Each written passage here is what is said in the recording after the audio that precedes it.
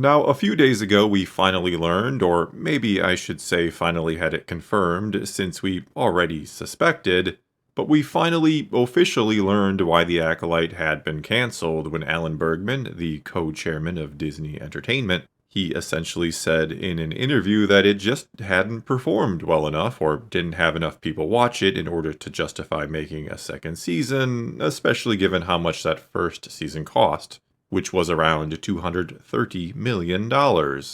And for the Star Wars fans out there who had not enjoyed The Acolyte, and apparently there were quite a few of them based on just how poorly the show did indeed do when it came to viewership, with it being the least watched of the live-action Star Wars shows on Disney+, according to the numbers we got from Nielsen anyway. But it being canceled, not having to get a second season of that show, it felt like dodging a bullet, the proverbial bullet. But it turns out it may have been more than just dodging one bullet, but rather, according to some recent comments from Manny Giancino, who played Khmer in the series, or the Stranger as he was also known as. But it turns out we may have dodged a whole hail of bullets, or a field of landmines, because there were apparently some big plans for the show, in the mind of Leslie Headland anyway, with Manny saying in a recent interview with Collider that, "I remember Leslie's dream was for us to do 3 seasons, not just this one, but there's something about having a finite ending to things that makes it so much more special. So yeah, I don't know if I'd do it or not, but 3 seasons and a movie would have been incredible, and I know we had so much more to explore with that second season." And so, yeah, apparently, even though initially when we were first learning about the show back in the day after it was initially announced, we were told The Acolyte was going to be a sort of one-off thing, that the first season would stand completely on its own, be its own story, with maybe the possibility for more. There would be a door left open, a crack to carry it on perhaps if it did really well. But anyway, apparently that wasn't the plan, again in the mind of Leslie Headland. Apparently she saw big things for The Acolyte, even a film, it seems. But the views not being there for the first season derailed all that, and thankfully so, in my opinion.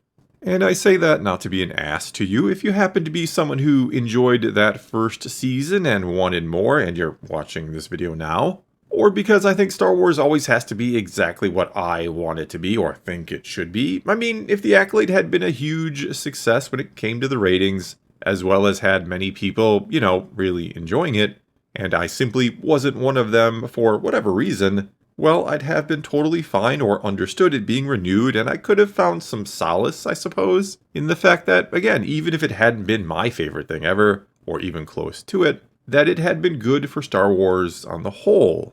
Because, as I always say, I do always root for Star Wars. I always want to see it succeed, even if, no, I'm not exactly a fan of Disney itself. And yes, I understand the contradiction there. I do wish Disney didn't own Lucasfilm and hence own Star Wars. But that is the reality of the situation, and it's one that I don't ever see changing. I don't think Disney will ever sell Star Wars. As I've said before too, if they did sell it and they sold it to the right, or from their point of view, the wrong person or company, and they made it fantastic again, it would become huge competition for them. And they obviously don't want that to happen. Star Wars done really well could be an unstoppable juggernaut that ran over whatever Disney might be putting out there. But anyway, if I'm going to continue to be a Star Wars fan, and mind you, not all Disney Star Wars has been bad. Some of it has been good, and some of it has been really good. Andor, for example, is one of the best things I have ever seen, Star Wars or not. But anyway, if I want to continue to be a fan of Star Wars, I could of course, like many people already do, I would suspect, just choose to be a fan of the pre-Disney stuff. And as I've also said before, what Disney does today and going forward can't or won't change how I feel about what came before. I will always love Star Wars, even if I don't love everything about the current iteration of it or under Disney.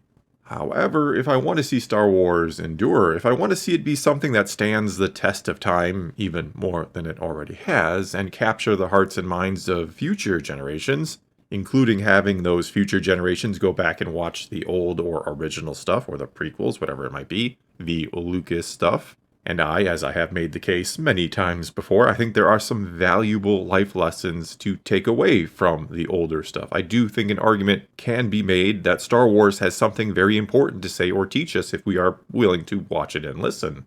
And simply put, the best way for that to happen, for the old stuff to, again, endure, is for the new stuff to be good and to keep the Star Wars name in the spotlight. For those younger generations to enjoy this new stuff and then to go back and watch the old.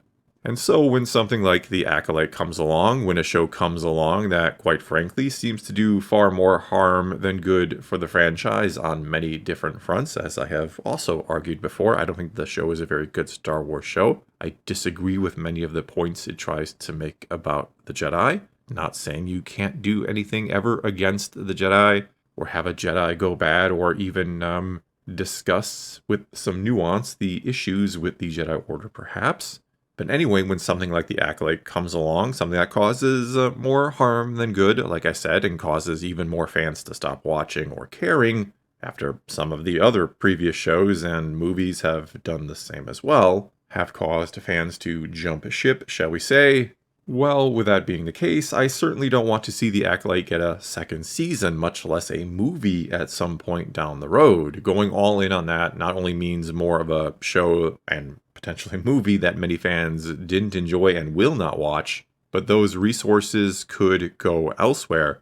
There is a finite amount of Star Wars or resources Disney is going to put towards Star Wars, and they'll put less towards it when it makes less money. And so a bad show is obviously going to cause Star Wars to slow down, which is not going to help it become prominent once again.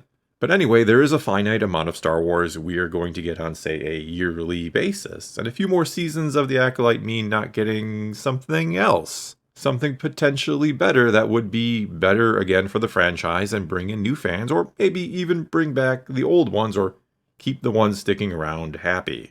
Not to mention, the failure of The Acolyte, shall we say, it leaves a wake. There are repercussions. It was so bad, again, in the minds of many. I know some people enjoyed it, and that is fine. But it was so bad, in the opinion of many, that it was indeed a sort of breaking point for them.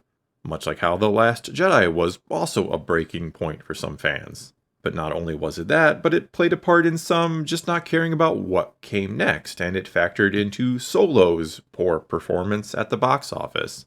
And you could argue the Kenobi series being bad, again, in the opinion of many. You don't have to agree that it was a bad show, but many thought it was. And it being as such caused people to not give Andor a chance when that show, as I said, in my opinion, was fantastic. And so, yeah, after just how bad some thought The Acolyte was, they now refuse to give What Is Next a chance, which, in this case, is Skeleton Crew.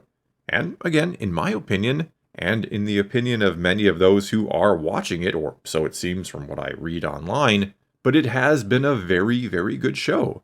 But as far as we know, and we haven't and never will get the internal numbers from Disney as to how many people are watching it for real, though in that same interview with Alan Bergman, when he talked about why they canceled The Acolyte, he did say they have seen some improvement with Skeleton Crew, that the numbers are apparently going up as the show goes on.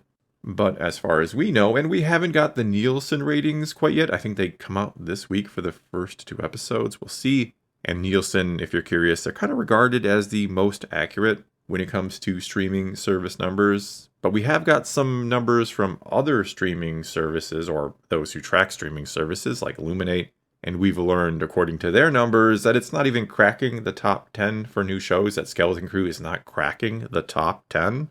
Which, when you really think about it, is kinda crazy that a new Star Wars show isn't among the top 10 new shows upon release. And just new shows, just competing with original new shows coming out right now. We're not even talking about having to compete with shows that have been around forever and that people watch reruns of essentially forever. But I mean, can you imagine going back a decade, going back to, say, right before or right after The Force Awakens came out, when there was so much hype around Star Wars, and say what you will about the film itself, especially in hindsight, but there is no doubt the hype back then was real for Star Wars.